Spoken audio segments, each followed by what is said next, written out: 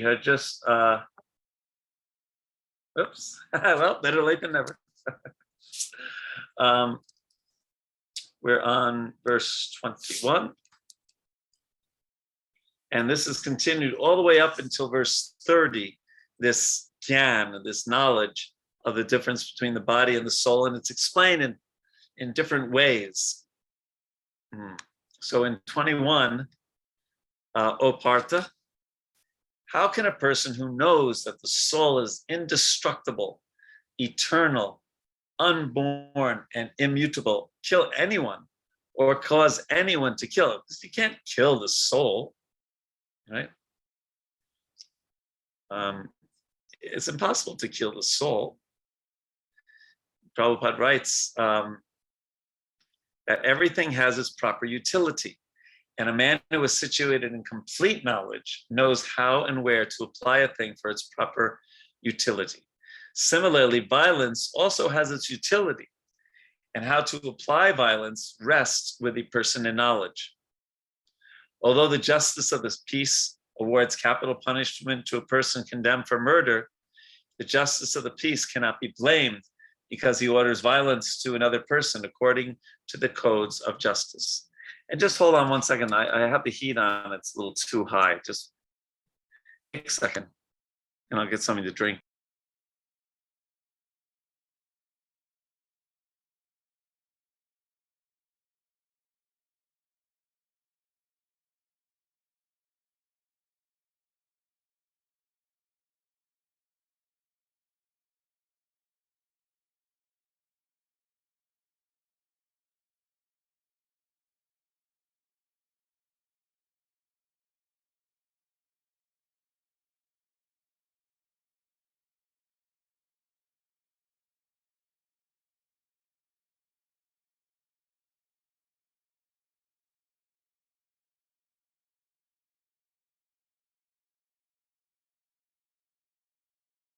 Okay, we're back. So, so you can't blame a judge if he sends a criminal to the electric chair or whatever. And violence, like so many things, has its place, especially around protecting the innocent. That's one of the main purposes of violence, is to stop the wrongdoer from hurting people who are innocent. So, but when you think about it, we have to try to enter a little into Krishna's vision of reality. It is different than our vision. Our vision is, maybe we're thinking about the future 2 years from now, right? Or more likely 2 days from now, right? Or we're worrying about our child, or we're worrying about an elderly parent, and things like that. But Krishna's vision, if Brahma's vision is 311 trillion 640 billion years, so you can imagine what his short-term, medium-term, and long-term planning is like. Krishna's is greater than that. And so he's seeing us as souls who have had thousands and millions of other births. And now we're temporarily in this birth. And this birth isn't going to last very long at all. And then we go on to another birth. So that vision that the soul is indestructible, eternal, unborn, immutable, means it can't be cut into pieces. So from that point of view, how can anyone cause anyone to be killed? Because the soul goes on, lives on. And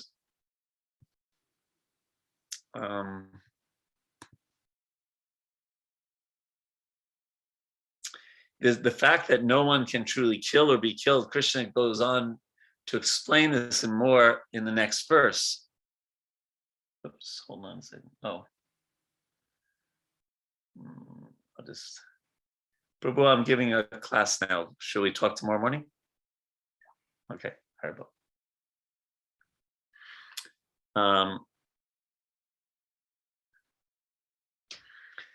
So, you know, if Arjuna is thinking, well, okay, granting, you know, the soul doesn't die, but still the bodies of men like Bhishma and others, they're going to be destroyed in the battle. That's wrong, because it will improperly deprive them of the happiness they derive from their bodies. So Krishna explains the fault in Arjuna's thinking when he says, as a person puts, next verse 22, as a person puts on new garments, giving up old ones, the soul similarly accepts new material bodies, giving up the old and useless ones. So changing bodies is inevitable.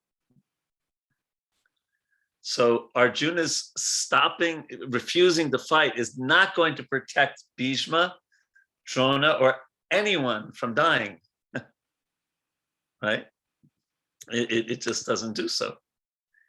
And Prabhupada writes in the purport that transference of the atomic individual soul to another body is made possible by the grace of the super soul. So the super soul helps to arrange it. The super soul fulfills the desire of the atomic soul as one friend fulfills the desires of another. The Vedas, like Mundaka Upanishad, as well as the Svetasvatara Upanishad, compare the soul and the super soul to two friendly birds sitting on the same tree. I'm sure you're familiar with this example. It's very nice that of the birds, one of the birds, the individual atomic soul, is eating the fruit of the tree. And the other bird, Krishna, is simply watching his friend. Of these two birds, although they are the same in quality, one is captivated by the fruits of the material tree, while the other is simply witnessing the activities of his friend. Krishna is the witnessing bird and Arjuna is the eating bird. Although they are friends, one is still the master and the other is a servant. And this is very powerful.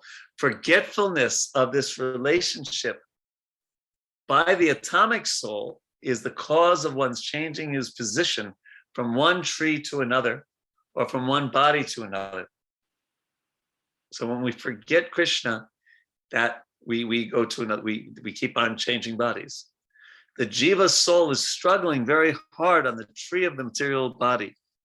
But as soon as he agrees to accept the other bird as the supreme spiritual master, as Arjuna agreed to do by voluntarily surrendering unto Krishna for instruction, the subordinate bird immediately becomes free from all lamentation. So we hear this so many times, and still we forget it, that if we want to be happy, we act on the level of the soul. We serve Krishna. We don't try to serve our material desires. Yeah, I laugh when I see this verse because my wife is always trying to throw out things that we don't need anymore. And I'm always like thinking, oh, I might wear that one more time. We could sew that kurta and I could keep wearing. And she's like, no, get rid of it. But just as when a kurta or a dhoti or a sari or whatever is no longer useful, we wear a new one. So the soul keeps on taking body after body after body. It's so amazing how strong the illusory energy is that we keep forgetting this point. Because if we remembered it, we would think, oh my God, this human form is so rare, it's so special.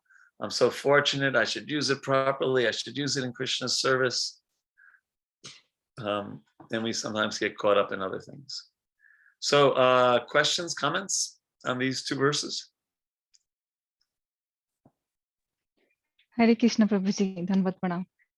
The very good thing I felt here, like Krishna in the 21 verse mentioned that if someone is getting punishment for hanging or kind of like from the court, that means he or she must have done something bad. If that punishment is not given in this life, then it is going to carry forward for the next.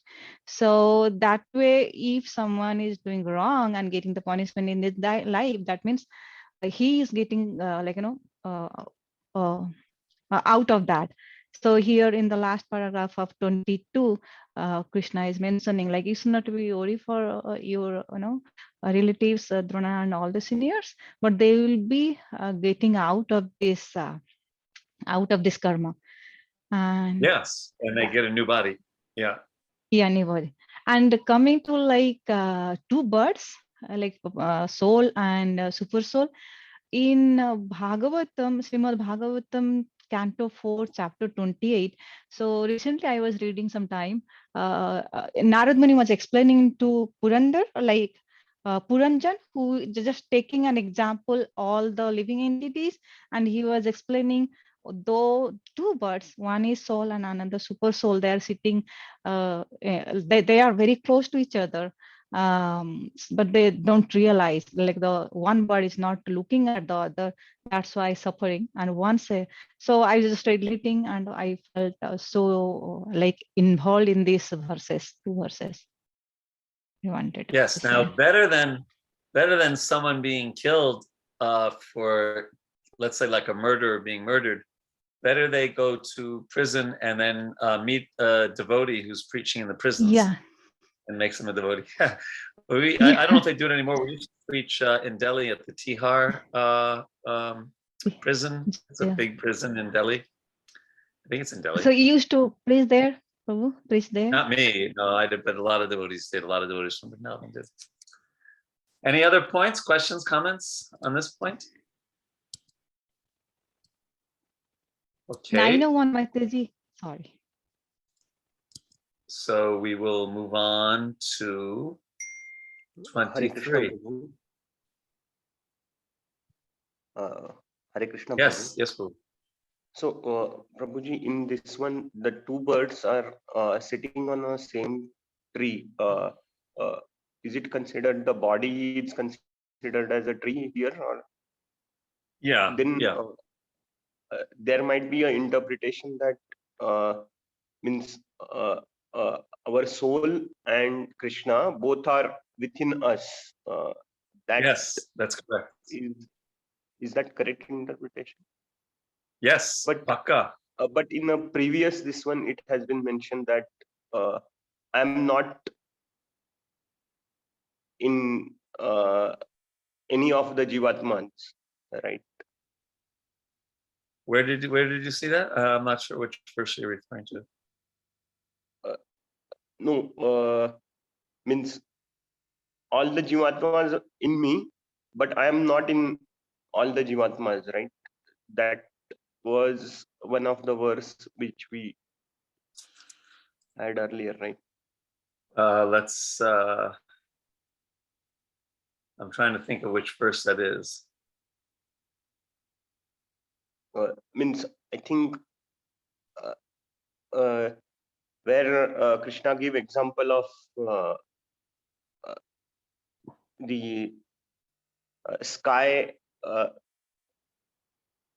which holds all the everything, but the sky is not within this one. I think it is in. That's in the 9th chapter. Are you going ahead to the 9th chapter? Yeah, maybe that is what we are discussing in other class. So I was just trying to understand. You're cheating. You're going to another class? I'm very offended. No, sorry. This is a regular classes which we have. Yeah. Yeah, you're looking at chapter 9, verse number 4.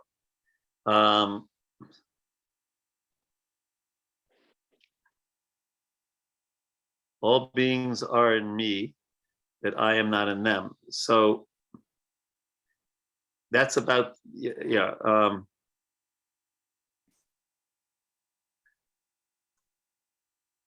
I'm just looking at that verse. Hare Krishna Prabhuji. Yeah. Can I just give one analogy to Prabhuji's question? Sure. For example, the sea, the ocean, and the drop of water. The drop of water is a part of the ocean, but ocean is not inside the drop of water. That means we are the part and parcel of Krishna. So Krishna is within ourselves as a super soul, but that does not mean that is his limit. He's everywhere. That I felt to share, Prabhuji. So I was thinking the same thing, but there's another point that's being made here. And you find that I think it's better we talk about that when we get to that, because it's what we're trying to, the main thing it's a different context. They're not related whatsoever. This is because in the next verse, number 5 of text 9, Krishna says, Pasya me yogam aishwaryam. He's showing his inconceivable powers. And he's making a very important philosophical point. But let's cross that when we get to it, because it's a different context. But you're bringing up a really good point, Prabhu, that context is really important in the Vedic literature in general. Just like if we get to, I don't know if we're going to get to it today, we might get to it next week. Verses 31 to 38 are not transcendental. They're about, well, if you think you're your body, you should still fight. So there's a different context, yes. But it's true that the super soul is separate from the soul. So he's not in the soul. It's two separate things. That's why Madhvacharya would always go like this, right? There's super soul and super soul. Other points? Okay, so now more about the soul, because if Arjuna thinks, oh, I have all these amazing weapons. I have this great powerful sword. I have the fire weapon, the water weapon, the wind weapon. And then Krishna says, the soul can never be cut into pieces by any weapon, nor burned by fire, nor moistened by water, nor withered by the wind. And Prabhupada writes, all kinds of weapons, swords, flame weapons, rain weapons, tornado weapons, etc., are unable to kill the spirit's soul. And then later, because they are atomic individual souls eternally, sanatana, they are prone to be covered by the illusory energy, and thus they become separated from the association of the Supreme Lord, just as the sparks of a fire, although one in quality with the fire, are prone to be extinguished when out of the fire. So Arjuna is this great warrior, has this great arsenal of weapons, but none of them are going to work on the soul. You can't kill the soul. And then 24, this individual soul is unbreakable. You can't break, you can't cut it in half. It's insoluble, it doesn't go away in water. It can neither be burned nor dried. It's everlasting, present everywhere, but not the individual one soul, but there's souls everywhere. Unchangeable, immovable, and eternally the same. And Prabhupada writes in the second paragraph that the words sarvagati gata, all pervading, is significant because there is no doubt that living entities are all over God's creation. They live on the land, in the water, in the air, within the earth, and even within fire. The belief that they are sterilized in fire is not acceptable because it is clearly stated here that the soul cannot be burned by fire. Therefore, there's no doubt there are living entities also on the sun planet with suitable bodies to live there. If the sun globe is uninhabitable, the word sarvagata, living everywhere, becomes meaningless. So there's souls everywhere. And that just gives you an idea of how rare a human form of life is, right? Because there's, one big field of grass has as many souls as, the population of a country, right? So human form of life is very rare. And then a little bit more on this. It is said the soul is invisible, inconceivable, and immutable. Knowing this, you should not grieve for the body. Purport, the second sentence. As far as the soul's existence is concerned, no one can establish his existence experimentally beyond the proof of Shruti or Vedic wisdom. We have to accept this truth because there is no other source of understanding the existence of the soul, although it is a fact by perception. So we say that the soul is, the symptom of the soul is consciousness.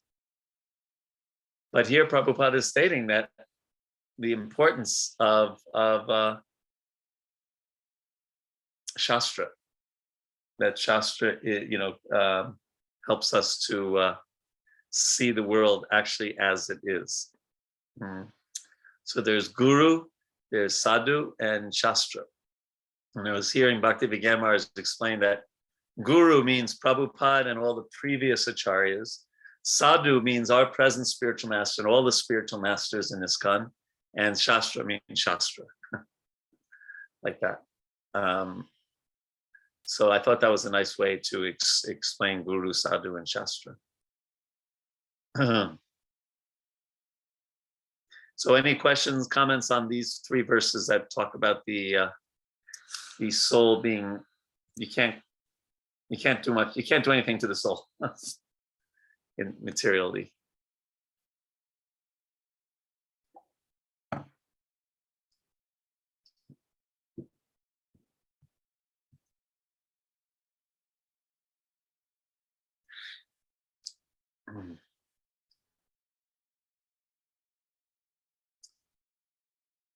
So that is an interesting way to look at it, isn't it? Because usually we think Guru, Sadhu, and Shastra. Guru means my initiating spiritual master. But I was listening to Bhakti Vigyan Maharaj, and he said a better way to look at it is previous acharyas and Prabhupada are Guru. Sadhu is our initiating spiritual master, and the other great devotees in the movement. And Shastra is Shastra. Okay, now Krishna's going to take a different approach in 26.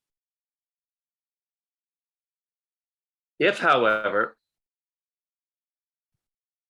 I forgot to do, I forgot to do the Sanskrit, sorry. Atat chainam nityam jatam nityam va manyase mritam tatapi tvam mahabaho nainam sochitam arhasi. If, however, you think that the soul or the symptoms of life is always born and dies forever, you still have no reason to lament, O mighty armed. Right. So, Krishna first explained that the soul is eternal. Now he argues on the basis of principles presented by other philosophers like atheists, Buddhists. So Krishna's like, it's like a game of chess and he's checkmating Arjuna.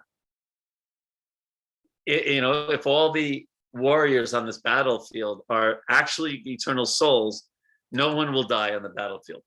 And Arjuna should he should do his duty and he should fight.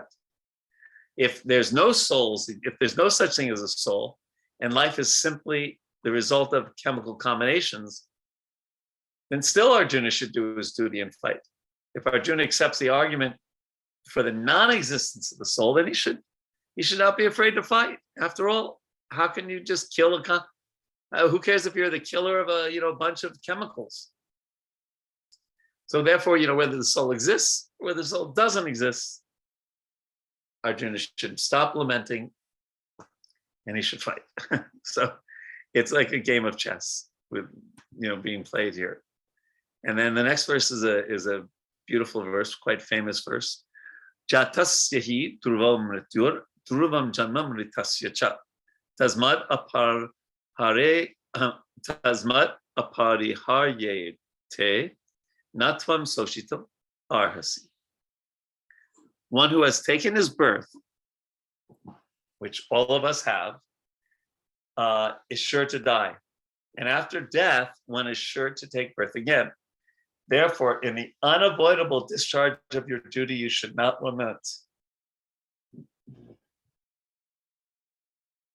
Prabhupada writes, one has to take birth according to one's activities of life. And after finishing one term of activities, one has to die to take birth for the next. In this way, one is going through one cycle of birth and death after another without liberation. This cycle of birth and death does not, however, support unnecessary murder, slaughter, and war. So somebody might, be concerned.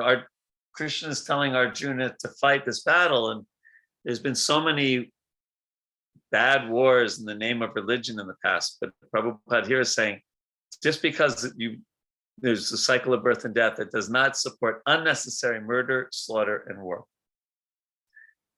But at the same time, violence and war are inevitable factors in human society for keeping law and order. The battle of Kurukshetra, being the will of the Supreme, was an inevitable event. And to fight for the right cause is the duty of a Kshatriya. Why should Arjuna be afraid of or aggrieved at the death of his relatives, since he was discharging his proper duty?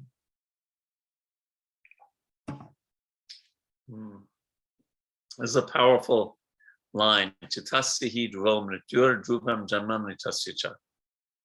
One who has taken his birth is sure to die, and after death, one is sure to take birth again.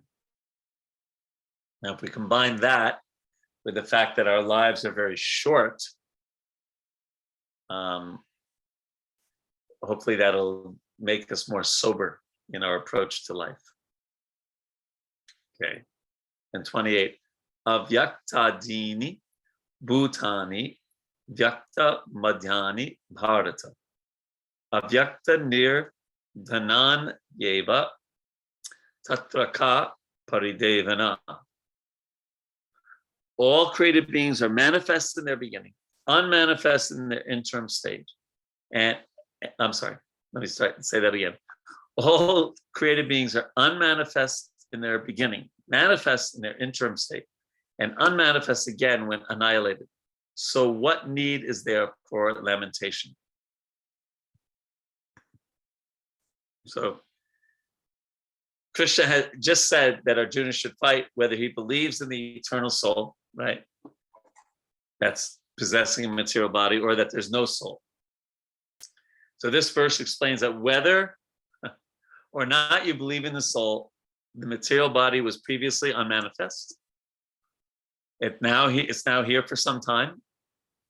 And the future, it will again be unmanifest. Right? The body has to be annihilated. So what is the use of lamentation? Arjuna should just fight.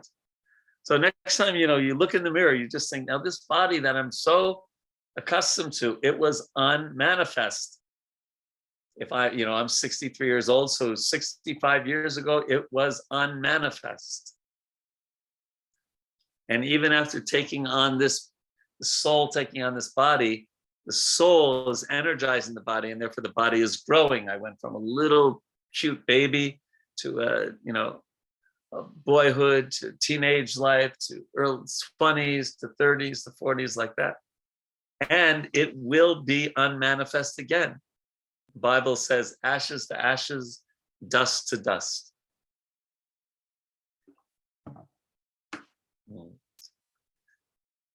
And it's a short period of time that we have this human form.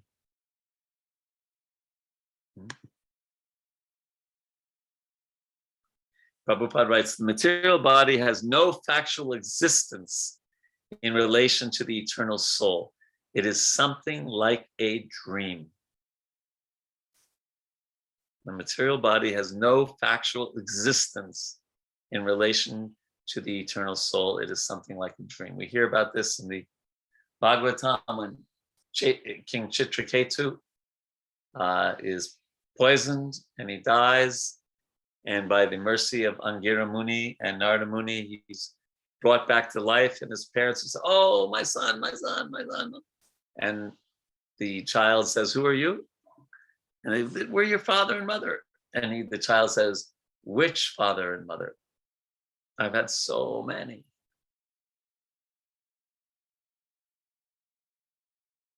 And then in a dream, Prabhupada continues, we may think of flying in the sky or sitting on a chariot as a king, But when we wake up, we can see that there is we are neither in the sky nor seated on the chariot. The Vedic wisdom encourages self-realization on the basis of the non-existence of the material body. Listen to that. The Vedic wisdom encourages self-realization on the existence of on the basis of the non-existence of the material body. And if you remember in verse 16, non-existence means that it's temporary, not that we don't have a body right now, that it actually does exist, but it's non-existent in the sense that it's temporary. Therefore, in either case, whether one believes in the existence of the soul or does not believe in the existence of the soul, there is no cause for lamentation for loss of the body. And so this Sanskrit is repeated twice. That was in the previous verses about, natvam sochitam arhasi. No lamentation. Okay, we have 2 more verses in this section, but any questions, comments, thoughts on this?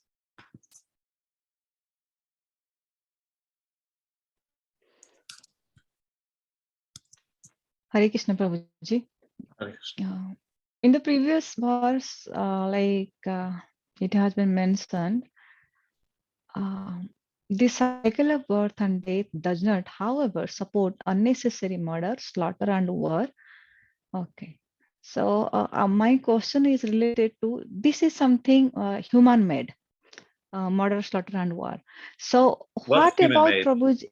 Wait, what's like that? Murder or slaughter or war, those are human-made. So what about if it is calamities like tsunami and all those things? It comes to my mind that death and birth are predestined, and it is asked for wills, like Lord's will. We don't have any control on that. It may be any calamities that we don't know. So is that also applicable here? Like if someone is dying with some calamities, then they also not fall in that like birth and death cycle going towards the liberation. So is it predestined? Yeah, I was thinking, but I'm not sure whether it is correct or not. Well, that's why I'm just trying to. For devotees, definitely not, because Krishna has his personal interest in the lives of devotees. So that, some things are predestined, some things aren't. Just like, the joke is that height is predestined, but weight is free choice. Yeah. Right. And we have a combination of free choice, of free will, and predestination or karma. The example of that always given by devotees, if you go on an airplane, you once the airplane takes off, you're destined to go to wherever the plane is going to. Let's say you're going from Mumbai to Delhi. But while you're on that flight, that 2.5-hour flight, you can talk to the person next to you, you can take rest, you can eat something, you can eat something. If there was a movie, you can watch the movie, you can read a book. You have free choice, even though you don't have a choice about the destination, because it's definitely going to Delhi unless there's some terrible calamity. So yes, generally our birth and our death, but karma is very, it's not simple, it's super complicated. You need a supercomputer to figure out one person's karma. Yeah, Krishna says that, and it's very, very difficult to understand karma. So our focus as devotees is to develop bhakti and leave what happens to us in Krishna's hands. And to see what happens to us as Krishna's mercy. Tatenu kampam sukshamikshamano. Okay. Krishna Prabhuji. Yes, Boo. Prabhuji, I have a simple doubt in my mind, which is always bothering me too much. Sometimes in life we undergo certain circumstances. We think it is part of karma. But when we face it only, we feel that. But after we come out of that situation, we think, okay, I might have done some previous karma as a result of that karma. So actually, how do we have to put it across in our bhakti life? Like what we have to do, like to overcome the situation as it is. Hare Krishna, Prabhuji. You need to study chapter 10, canto 10, chapter 14, verse number 8. And read everything that Prabhupada said about that. For example, in chapter 10 of the Nectar of Devotion. I think, didn't we go over that just last week? I thought we did. Chapter 10 of Nectar of Devotion in English, expecting the Lord's mercy. I thought we went over this, but I can show it to you again. Prabhupada says that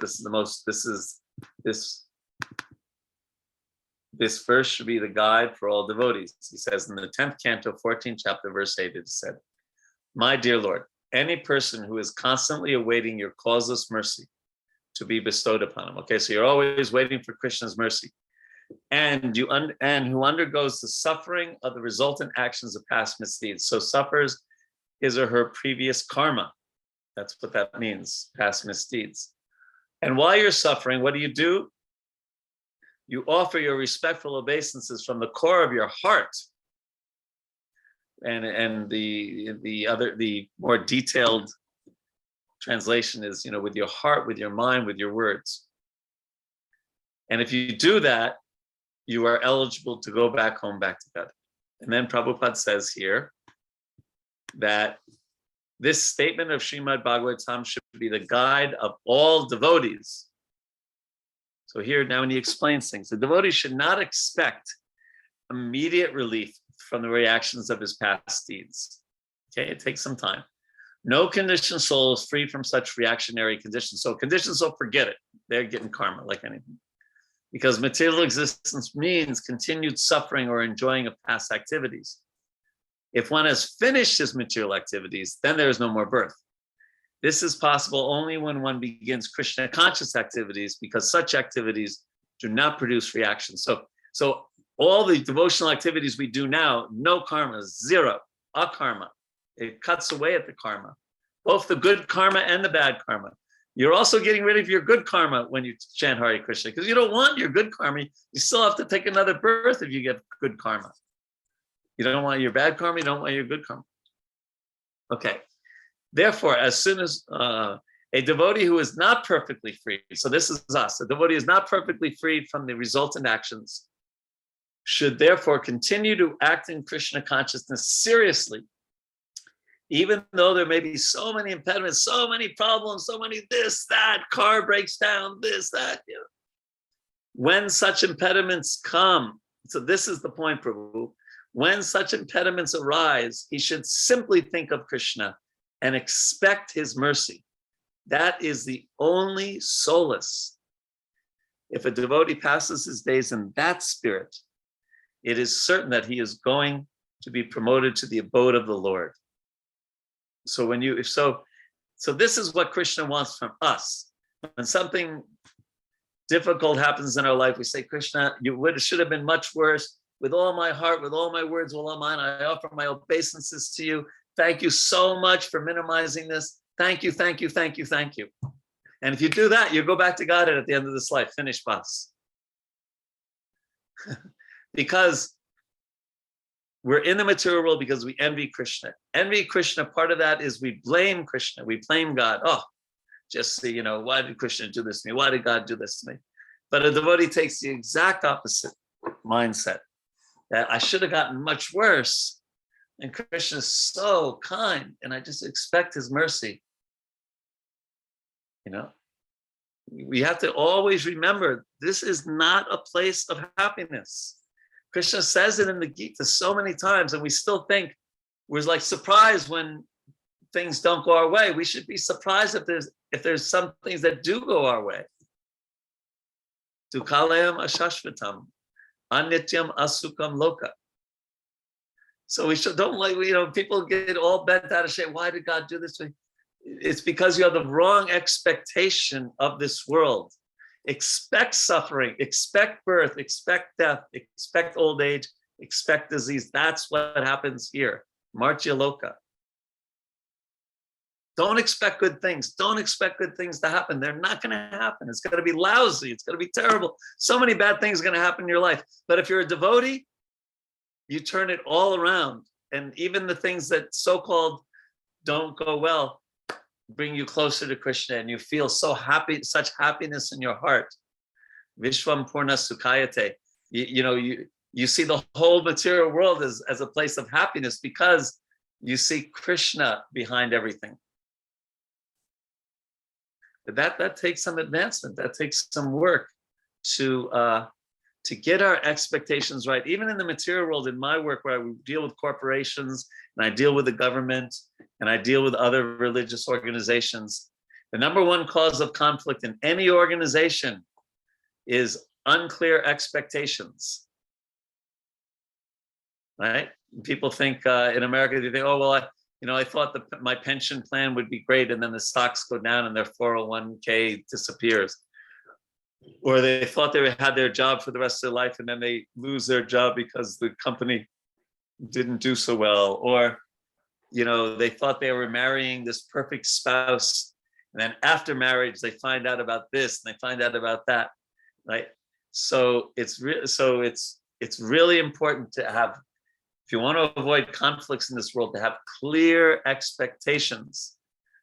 I think we talked about this before. If somebody gets initiated in ISKCON and they have the expectation that their guru is going to answer all of their emails within 24 hours, that's going to be a problem.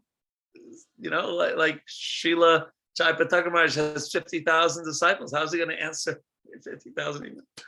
Right? So unclear expectations. So we should get our expectations of this material world very clear according to Krishna's instructions. Asukam, we know what that means, sukha and asukha, and dukkha alaya. But for a devotee, it's not dukkha alaya. It's Vishwam Purna Sukhayate. Right? I hope that was helpful, Prabhu. You kind of got me a little fired up there. Thank you very much, Prabhu. Very nice. I got the explanation. Thank you very much. Hare Krishna. All right, Prabhuji. Hare Krishna. Hare Krishna. I'm preaching to myself more than any of you. Okay. Now, we're on 29, right? So listen to this. It takes a little, you have to listen carefully to this. This is the amazing verse. Okay. Some look on the soul as amazing. Some describe him as amazing. This thing that's eternal, right? Some hear about him as amazing, while others, even after hearing about him, cannot understand him at all. So Ascharyavat means amazing. And pasyati means seeing. Vadati means describing. And shrinoti means hearing. So the first line of this verse says, Ascharyavat pasyati. Some look on the soul as amazing. The second line says, Ascharyavat vadati. Some people speak about the soul as amazing. And the third line says, Ascharyavat shrinoti. Some hear about the soul and think of him as amazing.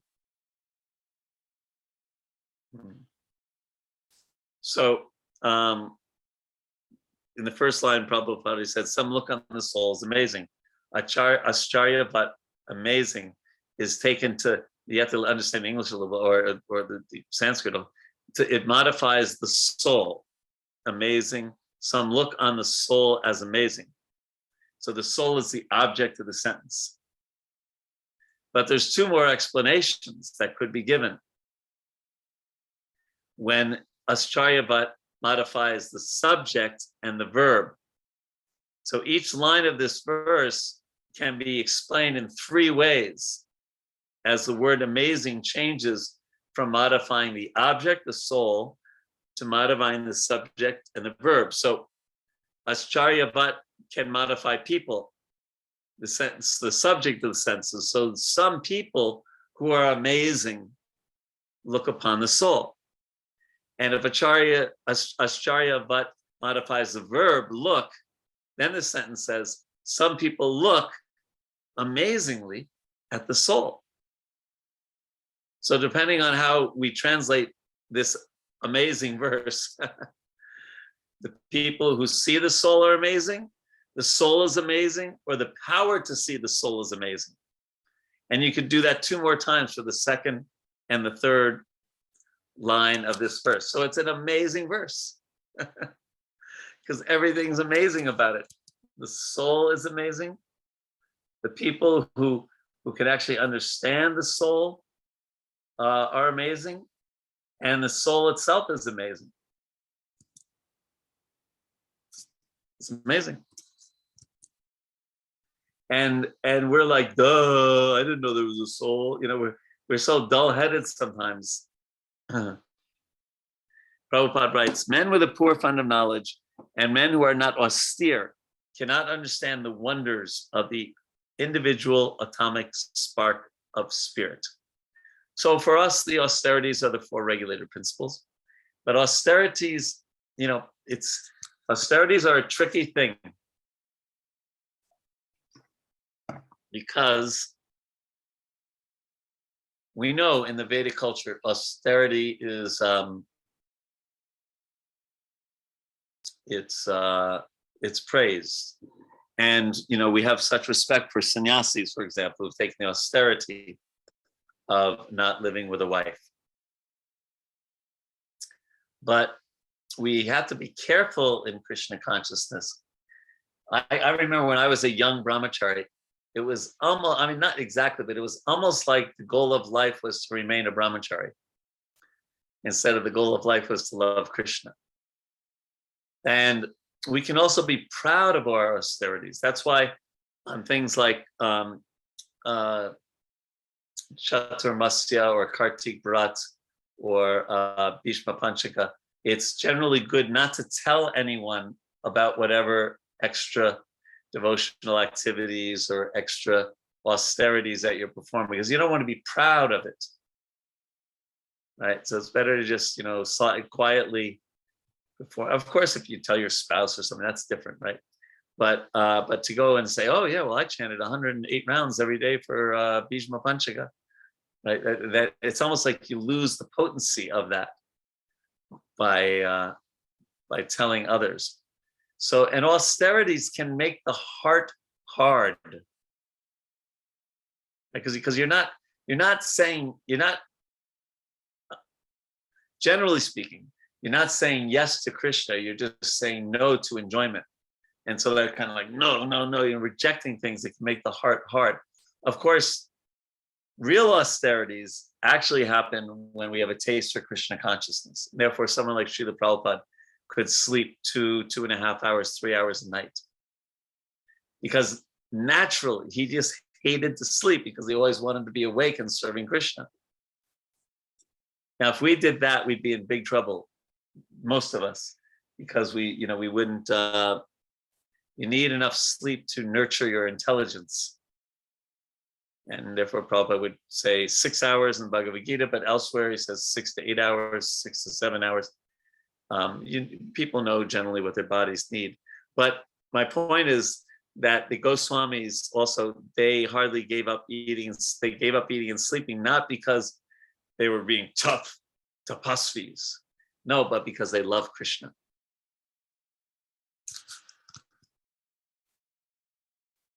Reading a little later, illusioned by the material energy, people are so engrossed in subject matters for sense gratification that they have very little time to understand the question of self-understanding. Even though it is a fact that without this self-understanding, all activities result in ultimate defeat in the struggle for existence. So if you read that sentence, illusioned by the material energy, people are so engrossed in subject matters for sense gratification that they have very little time to understand the question of self-understanding, even though it is a fact that without this self-understanding, all activities result in ultimate defeat in the struggle for existence. So we might want to look at our lives and see how much time we spend listening to mundane news, following what's happening with Prime Minister Modi doing this and that, and this and that, and our favorite cricket team, and all those things. I'm not saying don't do it at all, don't do any news, but the point is that we get so engrossed in subject matters that we have very little time to understand the question of self-understanding. So, and especially with the internet, one can watch news 24 hours, 7 days a week. Yeah, it used to be you had to wait for the morning newspaper to come. And when I lived in India, because I can't read Hindi, in morning I didn't know what was going on in the world because I didn't have internet, and the newspapers were in Hindi in Vrindavan. So I barely knew who the president of the United States was.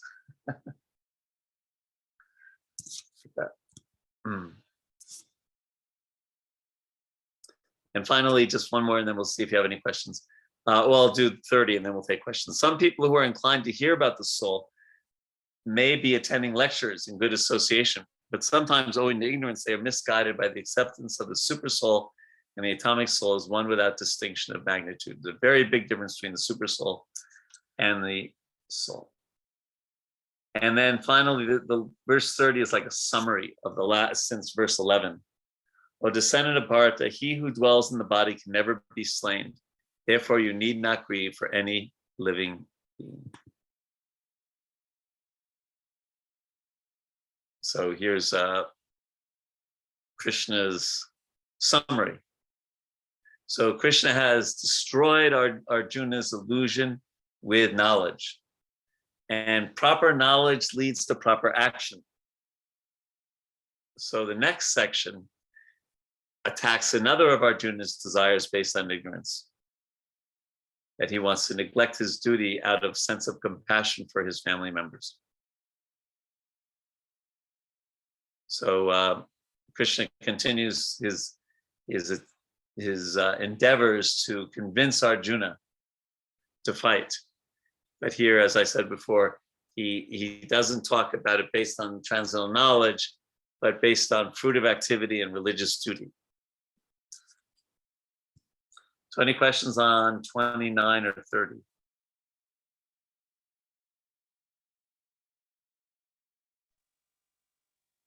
Hare Krishna Prabhu.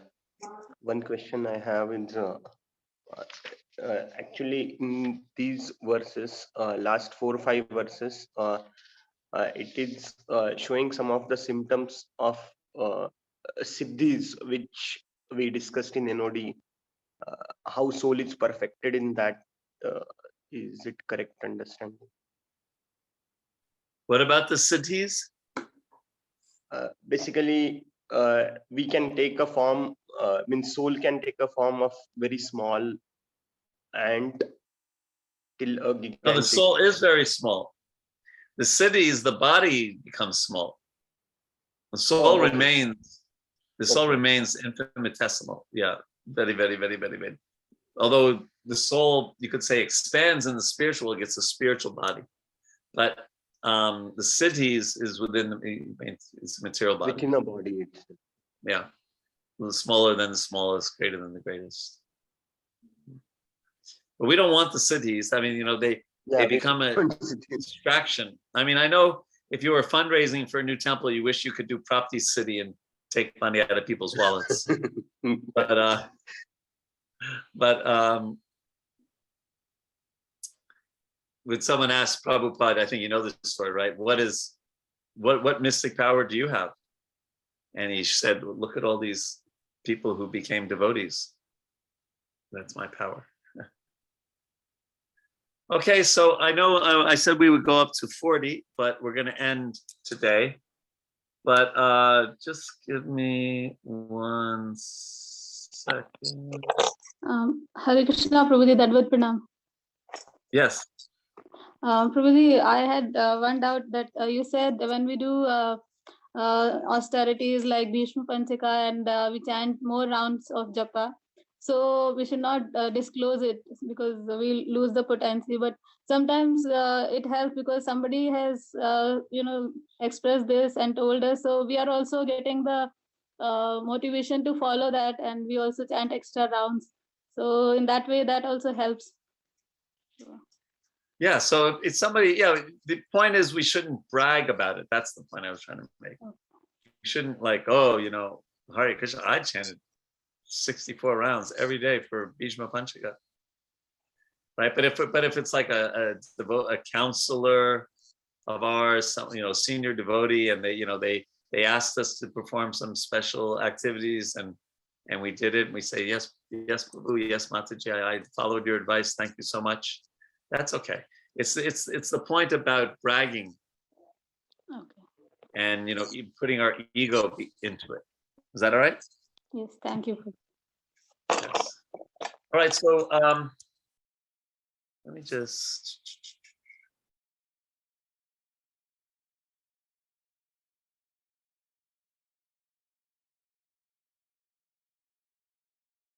so read up to verse 54 or 53. Don't read 54 because that's a new section. So if you already did the homework for this week, then it's only 13 verses. Okay, but it's late here, and I have some things to do here in New Vrindavan. So next week we'll go back to our regular timing. Okay.